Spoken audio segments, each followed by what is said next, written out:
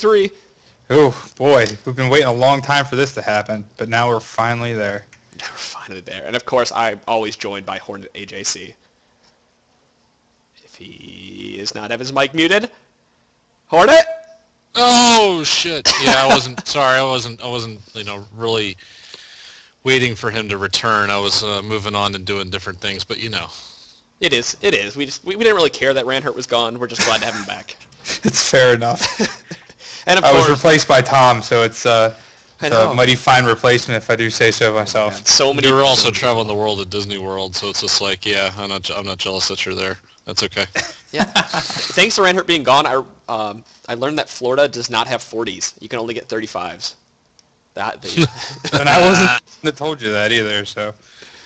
And Matt By the Lander. way, we also did confirm that the World Beer Tour blows. So It yeah. sucked. Wait, hold it. I got to introduce the Mathlander.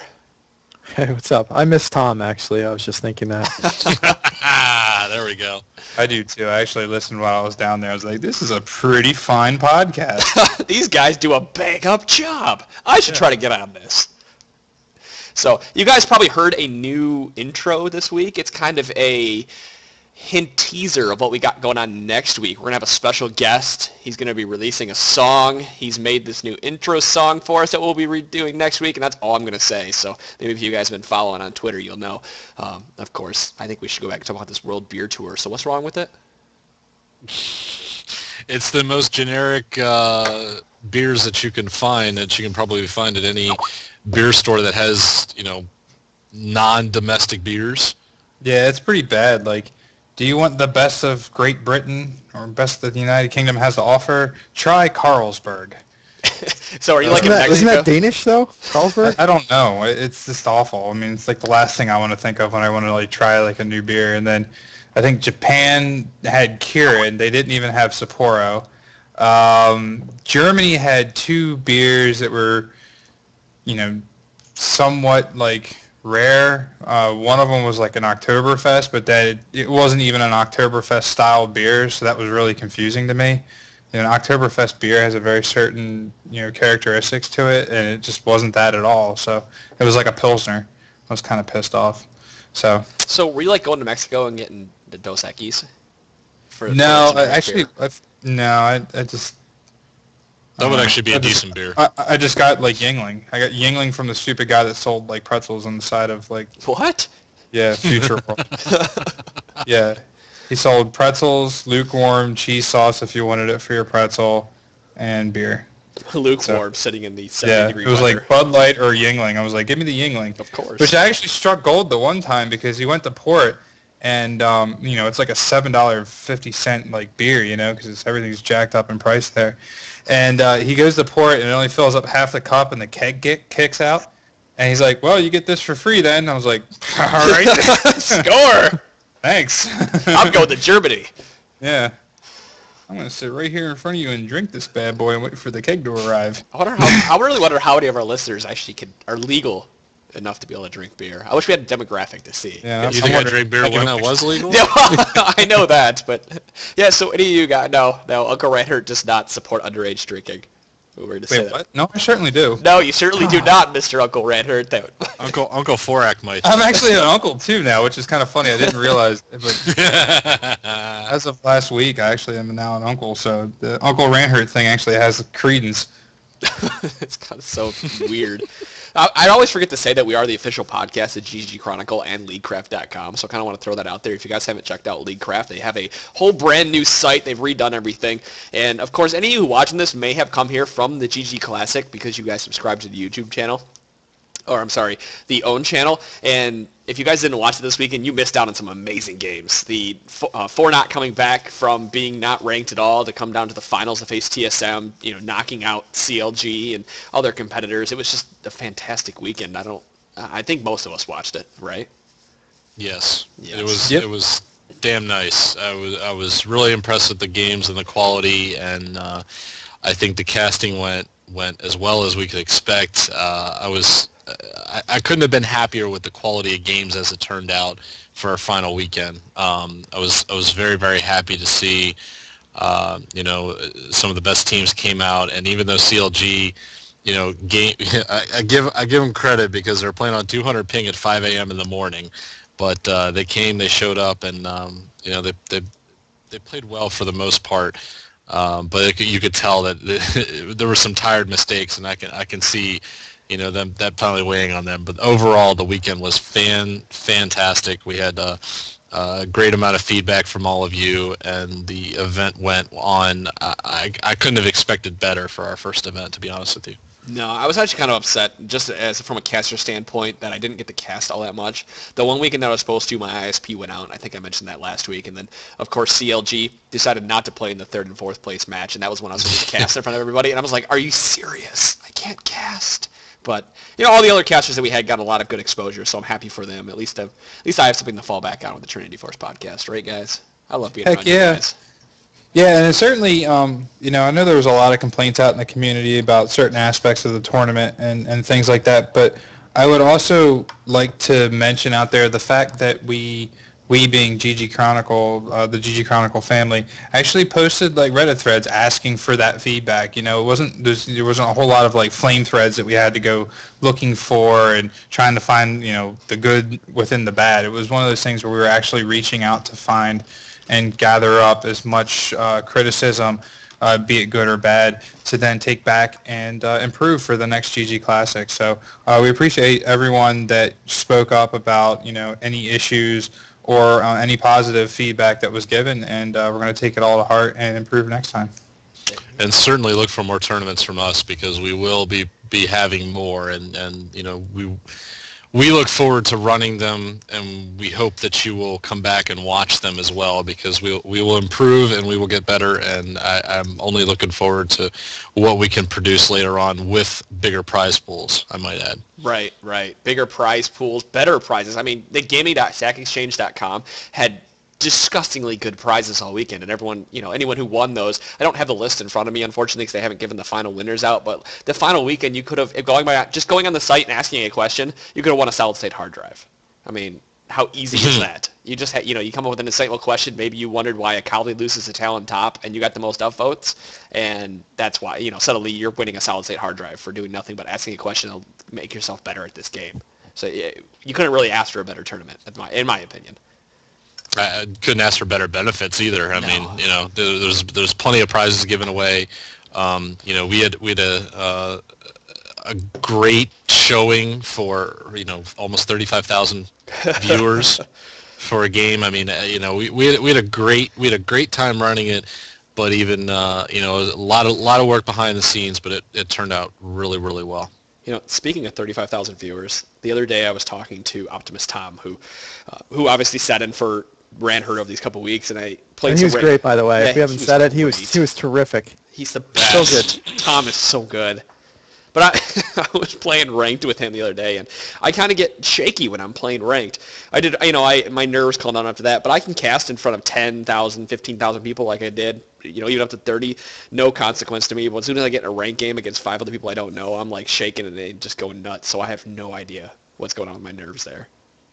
And how many beers did you have? How are you a fighter? Dude, I can walk. Dude, I have a tattoo on my leg of a dragon that's like holding this chi ball and etc. I wish I could show you all the picture of it, but I know you guys have seen it. Right. I just meant the people in general, and that just is me as a fighter. Was like I just focused everything I had, and suddenly I didn't care who was around me. I was just focused on the other guy on the other side of the cage, and I would use it as I turned into a dragon. Kind of cliche, some people think, but it is what it is. It's what I like, but I need to focus that whole fighting thing that I had where I walked in the cage. The same thing when I play ranked. Just turn into this beast and just get in there and not worry about other people. And there's nobody watching me when I play ranked, so I have no idea why that just gets on my nerves so badly. Maybe it's because I'm going to lose Elo, and I just can't stand the thought of doing that. Coming from a competitive background like World of Warcraft, where I did arenas so much and had the same Elo type system. I think the issue is, it's not an issue, but I think the thing is, like, we're all just, we're not the best players in the world, myself excluded from that group, obviously. Of course. But, no, we're not the best, so we still make a lot of mistakes. And I know for me, like, I'm, like, constantly thinking throughout the entire, like, match, and I think when you get to the higher levels and you play so many games that a lot of that thinking that we're doing now is all second nature. So when you're compounding that with the fact that you're playing with other people, that their whole rating is all working at the same time in this game with you, that you don't really want to let them down. And at the same time, they're going to make mistakes too. And so, even if you make the right decision and somebody on your team gets caught and they're out of position and they're going to die, and you have a chance to maybe jump in there and save them, and you make the decision not to because it could end up in both of you being killed, well, then you're constantly going to be thinking like, wow, could I have jumped in there? Could I have made that play? I'm not really sure. And whereas many of the pros would have not even second guessed it, they would have known I can't get in there, I can't do anything about it, and the pro that got caught in the first place knows that I got caught and I'm dead, and I don't want any of my friends to even come help save me. So there's things like that where even it's not just you being able to control your destiny, you're just trying not to let down your teammates, or even let them down by not saving them, things like that.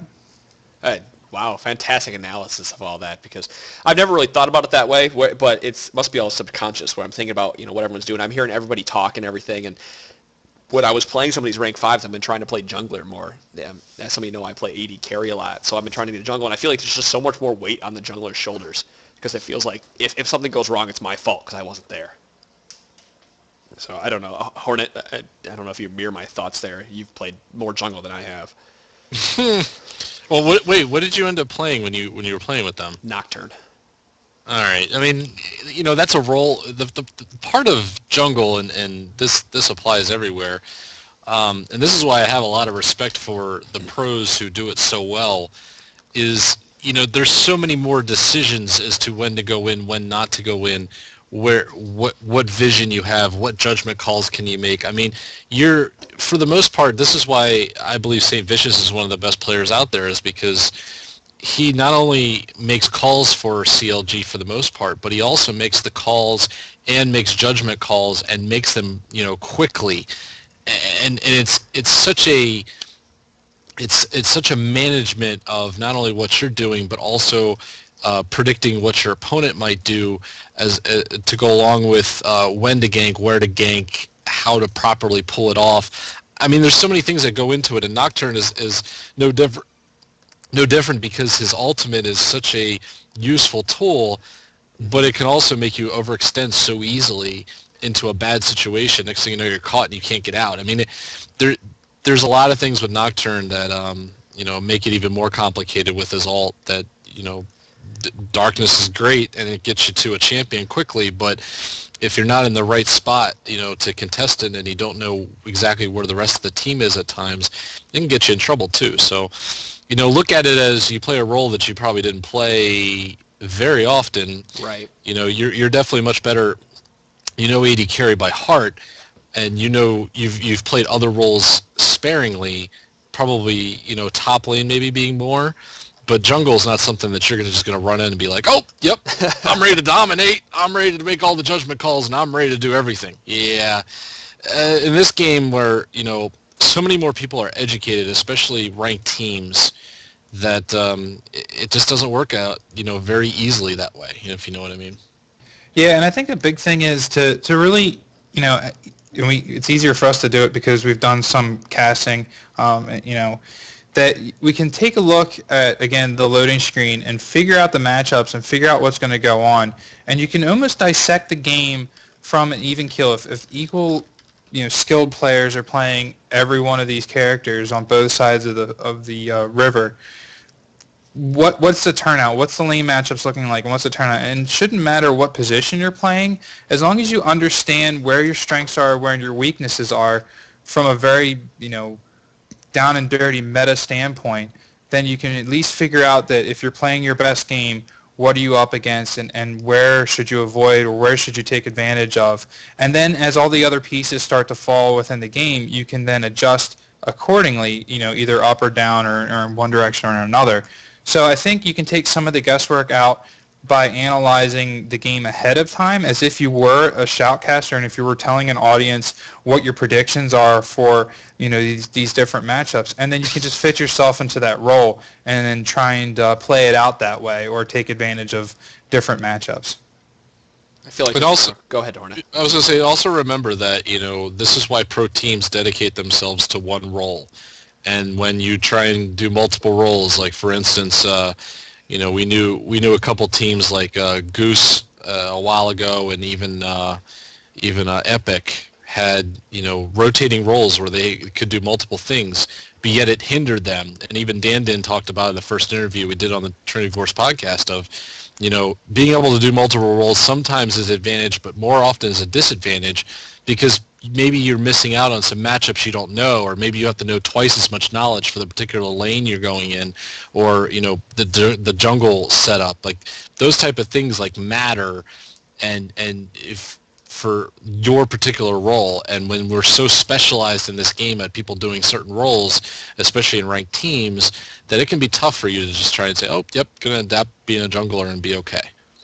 And I think the other thing to also point out that actually works a lot in the pros' favor is the fact that they know each other. You see interviews or like the AMAs with Alex Ich, and they ask him about Skara, and they ask about Reginald, the different styles of some of these AP mids that he goes up against, and he can break them down. He can break them down exactly into their personalities and how they play and how he plays, and they know how he plays, and vice versa. And no one's really changing how they play to really fit their opponent. They're just trying to impose their style on their opponent and make it win for them. And so when you're going up, we're all like low ELO or low to mid ELO or brand new teams being set up, and you're going into a ranked game. You don't know those other people across the river. You don't know who they are. You don't recognize their names. You just know the champs. So if you're thinking about, again, how that champ can play at the highest level, okay, great, and then match up if that person played at the highest level. And if they play less than the highest level, then you should just be that much better against them and try and take it from that standpoint. And you're going to be bound to make mistakes and things like that, but at least if you're going into the game with that mindset and analyzing it, then you're going to be less nervous and less what is going on and confused and head on a swivel. You're going to be a little bit more in tune to your environment and be able to make your role the way that it should be. Now, I'm thinking back to, I think it was episode 11 or 12 we had Atlanta on. I want to say it was 11. 8. It was an 8? Okay, it's been so long. Dan was 10 and Atlanta was 8, I believe. Well, wow. I was thinking, because episode 9 was for our Minnows to Sharks episode, so couldn't remember if it was before or after. Anywho, he had talked about, where was I going with this now? Oh yeah, ranked teams. He thinks more people should play ranked, as a team, should not focus on ELO so much. Right. And, coming from a standpoint where I'm so comfortable in the bottom, I can play support and I can play AD carry. And I can only play support because I've watched my support with me. It's just one of the things, you learn from watching everybody and how they play. Right. That I feel like now that I really want to go dive into rank to make myself a better shoutcaster and make myself a better podcaster, that I need to learn either top or middle or jungle, because I cannot carry from the bottom, even though it's considered an AD carry.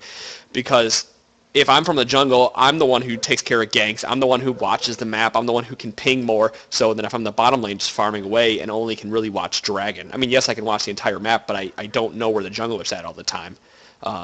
Just because I'm paying more attention to, maybe he's top, okay, now I can push bottom, and now I'm just assuming he's going to go somewhere else. Whereas my jungler, I need to know where the other buffs are up. I need to know when I can counter jungler. There's just so much more for jungler that I want to learn, so I feel like I can be a better bottom when it comes to ranked 5s. And let me say this, and this is why I think Jat makes one of the best shoutcasters out there, former member of Dignitas, who has done some shoutcasting now in different tournaments, some high-end tournaments, I might add. His knowledge from the jungle of the entire game is extensive, and I think it makes a difference as far as being able to analyze what's going on. You have to, you need to know what's going on in each one of your lanes, where you can go, and you need to properly time your movement in the jungle to make it efficient. But then you're also keeping track of your own blue buff, your own red buff, opponent's blue buff if you can, opponent's red buff if you can, especially if you steal it, Dragon and Baron. And there are so many other things that are going on to monitor as far as, when might a lane leave? Does that give you the advantage or opening that you could take dragon, or when does somebody low and they gotta go run away? I mean, there's different ways that you're looking at it, and I think Jad explains it so well when he's shoutcasting. And I agree with you that maybe if you take the jungle, you're gonna see a lot more of the map. You're gonna see a lot more of what goes on in different lanes and different matchups. That you're gonna know, I think, more things than you may expect. And one other thing I want to mention real quick, because it was pointed out to me. Shout out to Zero Cardinality for this, our own GG Chronicle member. It is Elo because it's named after a guy named Elo. It's not ELO. It's not. It's not a acronym. It is ELO. Like, his name is ELO, and that's what it's named after when it was made for the chess thing. So whenever you call it that, just to be proper, it's just one of those things where, like, it was pointed out to me, and I'm like, wow, that's actually makes sense, and I should make sure I never do it again, because it was pointed out to me in our channel when we were talking one time. And then also to kind of pick up there is also that, with the knowledge, again, of all the lanes and the matchups, from a very over-the-top numbers perspective and skills perspective of the champions, and dissecting how the lanes could play out, again, with equal level opponents, you'll find that as a good player, and if you're listening to this podcast, and chances are you're trying to take your game to the next level, which already kind of gives you an edge over people that are just playing it casually, then you're going to find that if you're making correct decisions just from an overall, like, positioning standpoint and lane standpoint and farming and things, not really counting experience with a certain champion or against a certain champion in a lane matchup, that you're still going to come out on a pretty good side. You're going to be better off than most, and there's going to be other players on the other sides of the ranked games. Now, I'm not talking about rank 5, so I'm talking about solo queue or duo queue. There's going to be players on the other side of the matchup that are going to be in positions that they're not entirely comfortable with too. So you have to factor that you're at a certain elo, and that your opponents are in the same position that you are based upon skill. And therefore, you're going to be able to get away with being very specialized in, say, an AD carry or AP mid, but then play top or potentially play jungle and support and all those other things. Mediocre, sure, but if you're not feeding and you're not getting your teammates killed by getting caught, and you're making correct decisions and, those kinds of things, and calling out the right plays, calling dragon at the right time when you have an advantage, or going for Baron or taking towers, those types of things, then all that's going to lead towards your team getting a win. I'm actually on a 6-win streak right now and ranked, which isn't all that great, but I mean, it's something for me. And I'm constantly losing, like, in just normal play.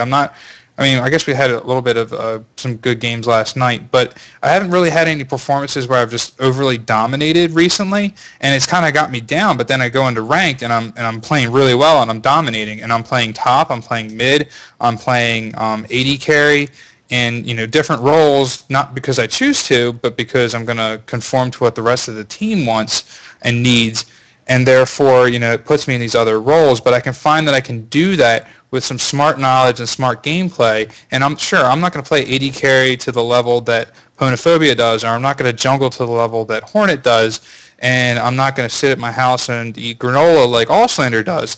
But I am... I was waiting for some kind of joke to come out. Yeah. I am going to be able to do it to such a degree that I'm not feeding and I'm not getting my team behind, and I'm going to be able to contribute in the long run.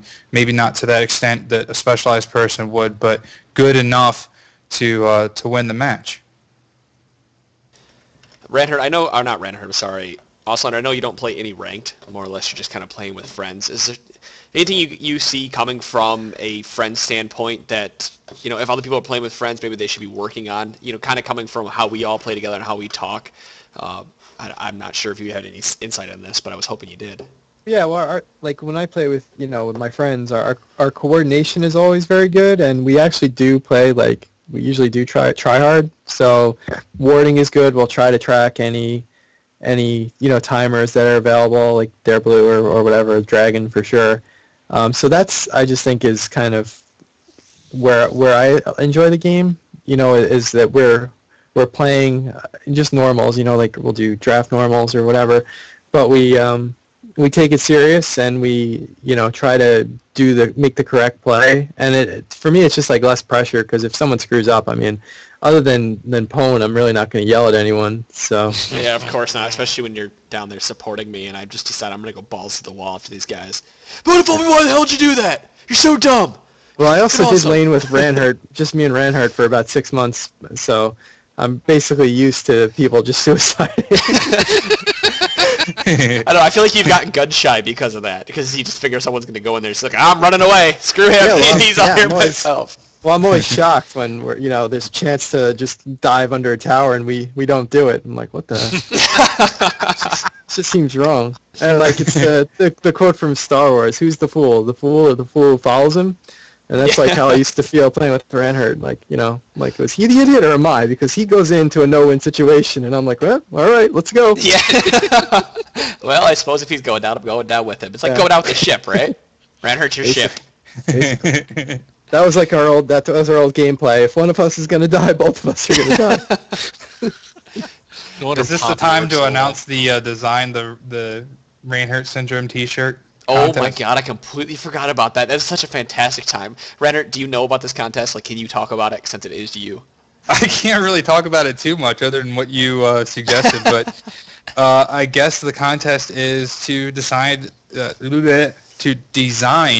a Ranhert Syndrome T-shirt. So hopefully you all know what the syndrome is, but if you don't, it's just kind of a play. It's a joke. I guess it's more serious than a joke for some that wind up playing with me all the time. But it's essentially, getting fed early and then thinking you're invincible and diving under towers or, trying to take on a 1v3 when you're the one and stupid shit like that always winds up getting you killed. And you're just like, what? I was 5-0 and, why am I dead? Now I'm dead and you're giving them tons of gold and stuff. So that's kind of the Ranhert Syndrome. We're trying to get it to catch on.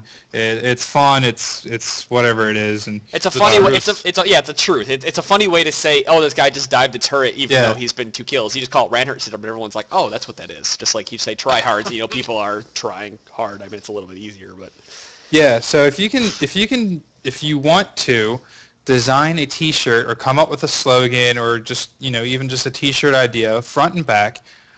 For Ranhert Syndrome, then let us know, and we're going to try and pick our favorite T-shirts. And if your T-shirt is the favorite one, then we're actually going to give you a free T-shirt of your design. So and $10 RP and $10 RP. Wow, we are just stacking it up. Exactly. Let me just say there are bonus points involved if you involve Fizz or Mordekaiser in the equation. And a tower. I'm Poppy, damn it. Or Viger or Poppy.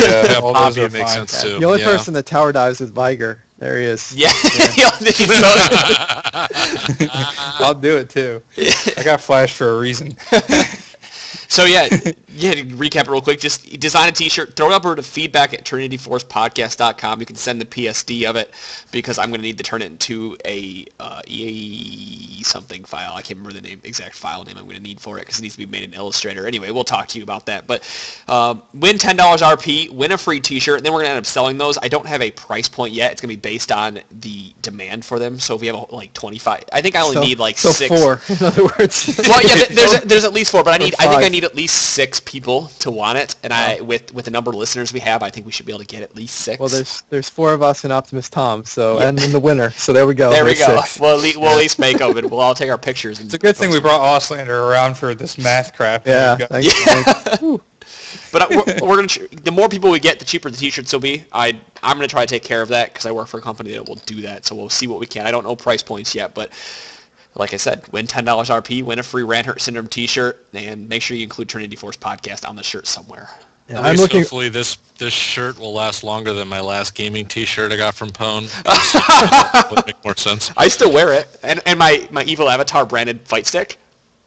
That was money well spent. It was only $10.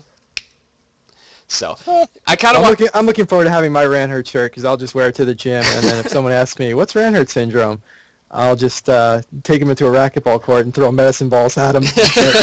There you go. Ranhert Syndrome.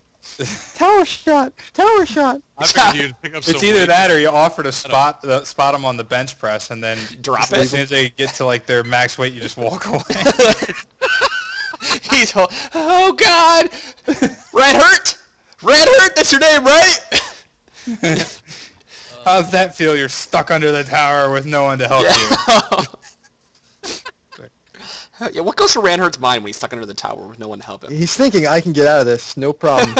Nope, I got Gunblade. Just gonna cue some minions. He's thinking he can use Flash twice to get out of whatever situation it is. Yeah, I certainly can't use it because I used it to get in there in the first place. If you play Gay Ezreal, at least he could try that. But that's like the only character I can think of that he can probably get away with that with. Gay Ezreal.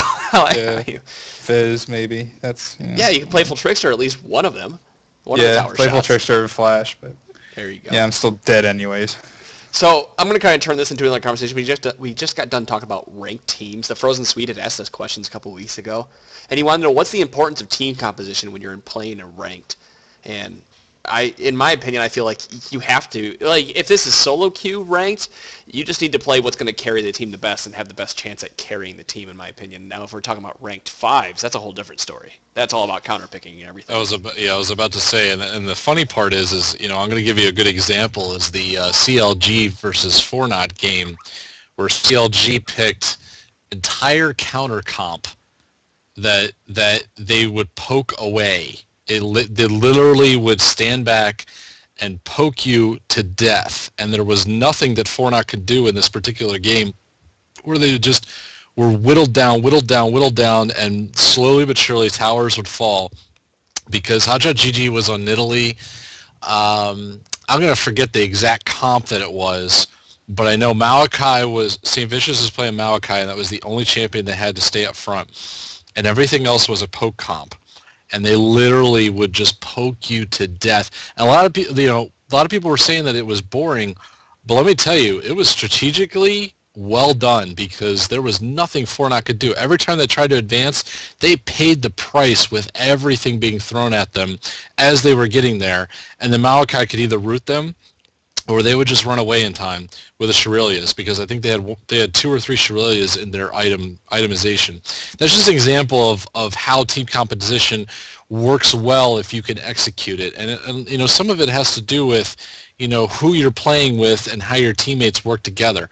I know, for instance, that to give you an example, Snoope from CLGEU, he likes to have champions that get up front and get into your face. He plays the Alistar, and just recently today he was playing Nautilus, where he can get in there real quick and can get up to somebody.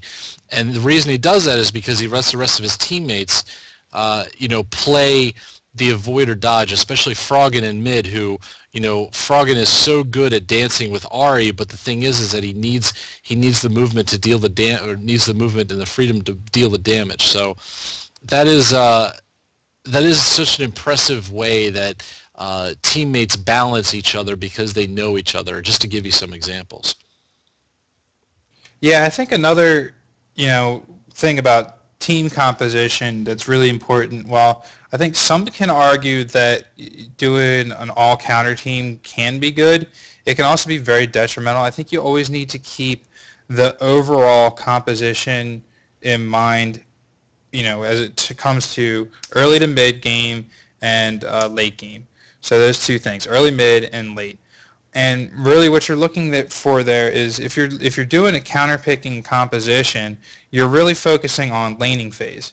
And while in some cases that can be very good at a low elo, all things aside, you should be able to lane against any opponent with any champ as long as you're smartly thinking about the strengths of your opponent and the strengths of your character and how they match up. So if you can do that, you can farm, you're going to be able to do all right. Your laning opponent may have a better advantage if you didn't counterpick them, and they may be able to farm a little bit better, but the jungler comes, takes care of things, and that all comes with communications. So you need to think about where your strengths are as a team and build your team there. I'll give you a really good example. Last night we played a game, me and Ponophobia and Optimus Tom and some of Optimus Tom's friends, and we picked an all early mid-game team comp. Our entire team comp was based around early to mid-game. And we said, if this game goes past mid-game, we're going to lose, but, that's what we did. And I had LeBlanc, and I'm trying to think who else did we have. We had, I guess, Lee Sin. We had Pantheon, Garen top, and Leona bottom. Leona. So we had a Pantheon, Leona bot lane, Garen top lane, LeBlanc in mid, and Lee Sin in the jungle. Now, some of those champs scale pretty decently into late game, but we were looking for champs that could capitalize and gank. So Lee Sin could gank very constantly. LeBlanc can gank. Pantheon can gank from bot, all over the place with his ult. And Garen's got ridiculous damage output early game with his ultimate as well. So all those things considered, we had a very good early game comp, and as late game goes, those champs all kind of really scale off quite a bit. Well, I entered lane with 3 kills from the jungle in the level 1 fight, and we just kind of went from there, and Pantheon got a whole bunch of kills, and Lee Sin was running away with everything, and by, 16 minutes, yeah. They were just feeding, on purpose. They were running into our base, and Report. Yeah, I mean, they were all a rank 5, so it's whatever. I mean, not ranked, we weren't ranked, but they were a 5-man pre-made, so no one was complaining. We were 21 kills to their 6 by 15, 16 minutes in the game because of the early game comp.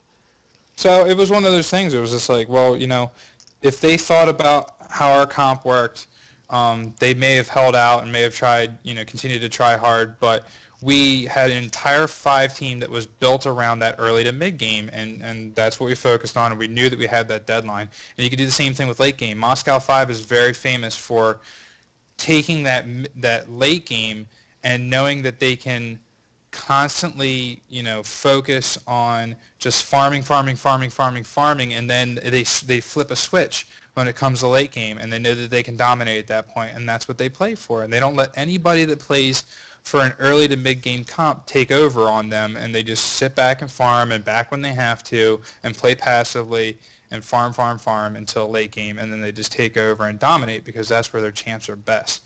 So those are all things that you can think of, but you have to play all together in that mindset. Otherwise, it's not going to work. My only disagreement is Moscow 5 play passively. Yeah, I'm not buying that one. Well, that's the only part that I say. Well, I mean, Alex plays when he plays Ryze and when he plays Galio. Champ, kill champ. Yeah, he's farming and he's taking advantage when he can, but he's really not playing overly aggressive in the beginning because they know that they've got to get up to that late game, and they're always farming. But I mean, everyone's always farming, but there's teams out there that definitely like to play that early game comp, and Moscow 5 always plays a late game comp. Well, it's sort of the way they run it is they go for, and to their credit, they go for little victories. They go for as much of they think it's a victory if they take the Wraith camp of the opposing Wraith camp or opposing wolves or opposing golems, because they think that's, and to their credit, that gives them little advantages, especially with how much they build their gold or how much they build their levels. And to what you're saying, they do farm, and they farm very, very well, each respectively in their lanes very, very well. That's the one thing that you it's so hard to see anybody really beating Alex Ich one-on-one unless he is pushed out of his lane, because he's able to farm so efficiently and so well, and he picks those characters that lets him clear waves and just massively farm, whether it's stealing the Wraith camp of the opponent or taking the Wraith camp in his own jungle. They just do it so well that's what pushes them to an advantage in CS and overall, and that's to what you're saying. Then it gets to the mid to the late game, and they have the advantages that they're looking for, where, I still remember a game that they played in a major tournament. I think it was Kings of Europe, where they played CLGEU. CLGEU had a 10-kill lead and over 6,000 gold lead, and yet almost lost the game because Moscow 5 did not quit. They kept farming, and they brought themselves back to the brink of almost coming back and winning that game until they finally did succumb to it. Mm-hmm. Yeah, and I think if it was Hanover, maybe, where I think they were down in one of the games to Dignitas. They were down 8-1. pretty quick. And they actually came back and got 2 aces and at least 1 or 2 barons in there when they were down 8-1 to come back and win the game. So that's the kind of things that they look for, but they understand that and they look to do that. And you don't always have to do that and play late game, but you have to be on the same page with your team and understand that. If you have your team picks like 2 champs that are going to be good early game and then 3 champs that are going to be good late game, well, if your 2 early game champs are both carries, then you're not really helping yourself because your 3 late game champs aren't really going to be able to carry when you get to that point. You're going to need to be able to dominate early as a whole to get that 20-minute surrender, or really hope that your 2 carries just completely decimate the whole team in that time. Those kinds of things. You have to be just honest with yourself and honest with your team about your expectations and then play accordingly. No, that's very true. You have to, if you're going to put a team composition together, outside of for your ranked 5s or for 5-man teams, you want to pick a comp that's going to say, okay, we're either going to put ourselves in focus to win early, or we're going to put ourselves to focus to win late, or some combination. And there are some characters that apply to both, but for the most part, when you think about it, you want that comp that's going to be put together to say, okay, we're either focusing on snowballing early, or we're focusing on sustaining ourselves, keeping ourselves in check, staying with them, and then waiting to dominate late game.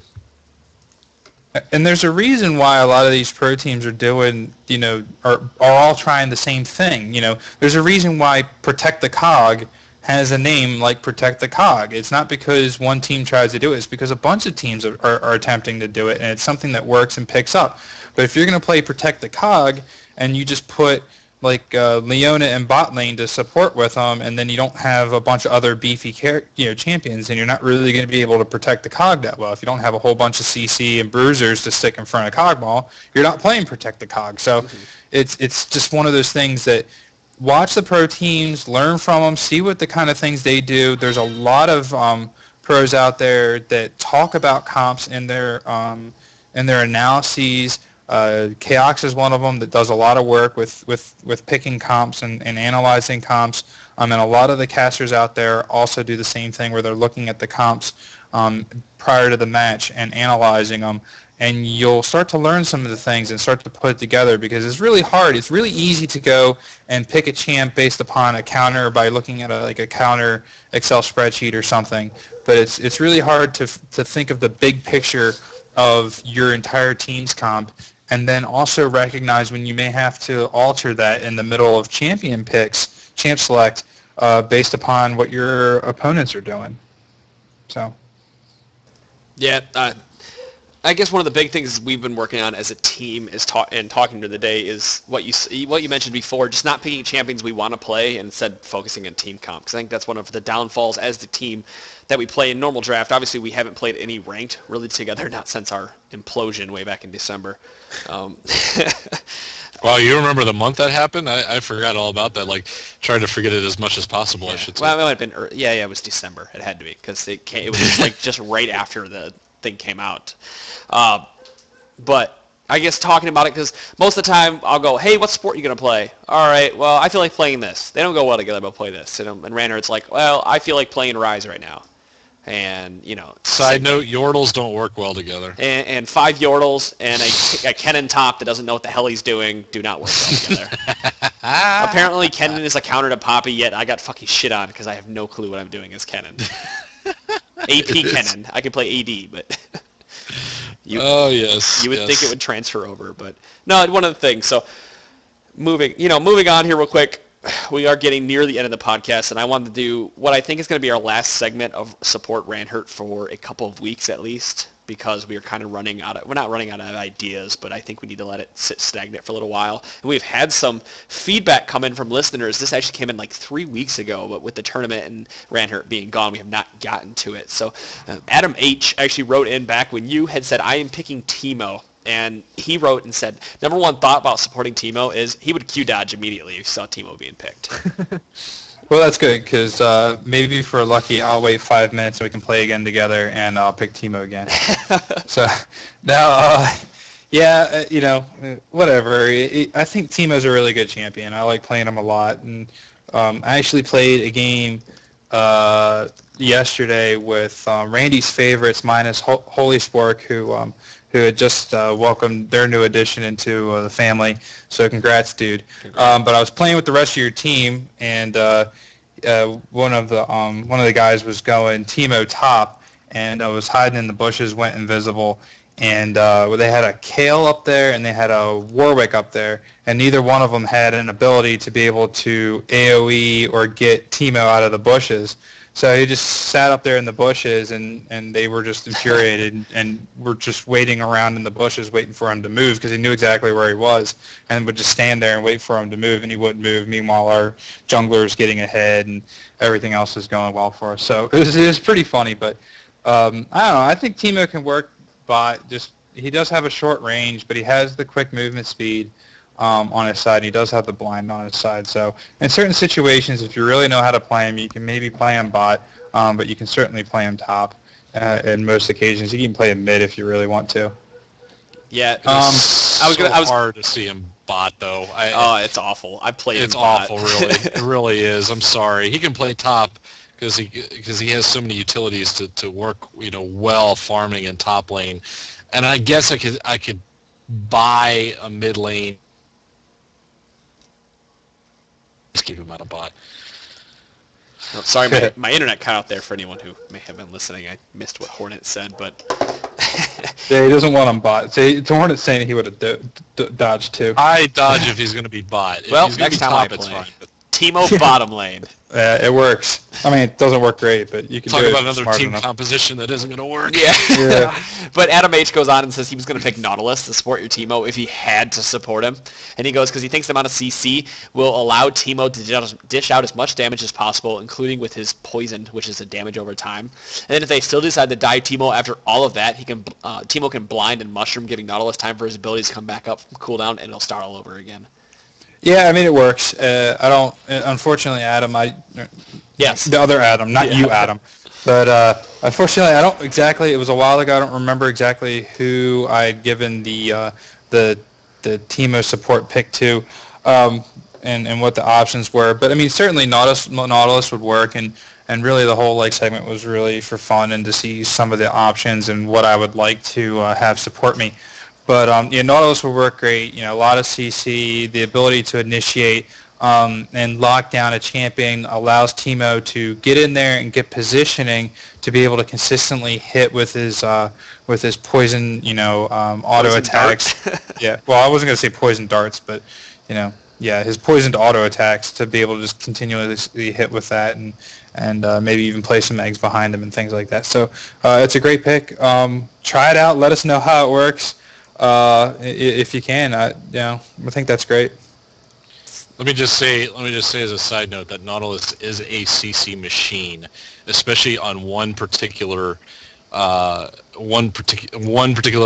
champion that he can focus on. I mean, I watched a game. I watched a couple scrims today where CLGEU was playing against TSM, and Snoopy was jungling Nautilus, and it did not matter what Chaos did or what happened. It just happened to be that it seemed like he could just focus on Chaos wherever he was, and he could not get away. Because once the ultimate hits, it's popped up. Then he does his AoE splash. Then he does the hook anchor, and he just wasn't getting away. He wasn't going to go anywhere, and it was just a sick combo to watch. And then once Nautilus is in there, I mean, everybody else can just say, oh, well, you know what, he's in there. I might as well just, destroy the AD carry. And then once the AD carry was gone, it was like the team fight was already turned. He is a sick single target CC option, and he just absolutely can take over when need be. So Tears in chat telling us that we should learn to play because Teemo bottom is fantastic. He's a total counter to all ranged AD because of the blind. Which is true, but I just feel Teemo's so damn squishy that even if you build him defensively, he's just going to get poked all around and moved out of lane. That's my opinion. So Tier, who are you supporting Teemo with? I just need to know. Well, unfortunately, we're on a 90-second delay, so we're not going to get. Yeah, I guess we're not. Tell you in a minute and a half. Yeah, he'll tell you in a minute and a half. So we'll, right. We'll just move on real quick here. Ranhert a while ago had picked that he was going to do Urgot and Aileron from NA server. That's his summoner name. So, first of all, he said he loves our podcast, so that's great. We love having listeners. And he said he'd actually support Lux with Urgot because she has a snare. Her E can slow. Not to mention she does extra damage. And she's able to zone very well as a support. So Ranhert, the expert support guy over here, what do you think? Yeah, the expert support guy. No, I think that's a great idea too. I mean, I think when we were talking about that, I remember Alistar was one of the picks. Just anybody that can lock down an opponent or slow an opponent, which Lux can do. Both a slow and a stun. Any of those things can make Urgot hit his E more often, which is the hardest thing for him to do, but it's also the biggest return on investment because at that point you can consistently hit your Q, locks on, and does sick damage, and that's really what you're looking for from Urgot, is all that poke using your EQ combo. So, if you're a good Lux player and you'd rather play Lux than Alistar, then by all means play Lux to support Urgot. And really, what all of this is really building up towards is the fact that we can see and have this conversation. It used to be that you had to have a healing support in bot lane. It was so boring because there was only so many. You had Taric, you had Alistar, you had Soraka and Sona, and that was pretty much it. And then you had Janna if the person was really adventuresome and you had a great AD that wasn't going to get themselves caught and poke all the time. So the fact that we can have these conversations about all these different supports and who really melds well in a bot lane situation, it just goes to show the options that are out there in this game. So yes, Lux, if you play a good Lux, play Lux and don't play Alistar or whatever, and to support Urgot. So try it out. Let us know how it works. But that seems like a really great combination on paper, and do it. I'm laughing because a minute and a half later we get our answer to the question we just asked, and he actually supports as Janna, and I should have known that because that's all he plays support. That's all he plays. I knew he was going to say it, but I guess what? You're not going to. You can try and save Teemo as many times as possible with Janna, but once you're below your cooldowns, yeah, he's toast. He is toast. But a 2.5 second blind, Hornet. A 2.5 second blind. No one can do any damage to you. Okay, 2.5 second blind doesn't get you out of like so many of the abilities that once they're in there, you're done. Nocturne destroys Teemo. Destroys. Yeah, I mean, you're gonna have to have that. I mean, you'd have to rely on your junglers to do that. Okay, I mean, just straight on the matchups. Most of the AD carries on the other end don't have hard CC. So if they pick a Taric or something to support, then sure you may have some serious problems with Teemo, but you're going to have the move speed to get out and the blind to hopefully get some damage in there and then get out quick. And that's what you would have to rely on. Here's what I'm seeing. Number one, Teemo's range is low. Number two, I'm looking at all the junglers that are played in the new in just recently. And I'm thinking about all of them, or most of them get in your face and are up next to you. That if Teemo is caught out of position at all, you could be screwed. And what I'm talking about is a Skarner or a Jarvan or a Malachi or there's multiple where once they're in there and stuck on you, Teemo's trying to run away. But if Teemo gets stuck for any amount of time that's longer than a second, he's toast. He is absolute toast because he doesn't give him much life to be. Though? I mean, that's what I'm trying to think. I mean, Kog'Maw's screwed. Urgot's not. Why isn't Urgot screwed? He's got his own shield, which is his W, and he's actually built tankier than most AD carries are. Not than Teemo. Yes, he is. He's tankier than Teemo. Well, a little bit, but it's No, he's quite a bit tankier than Teemo.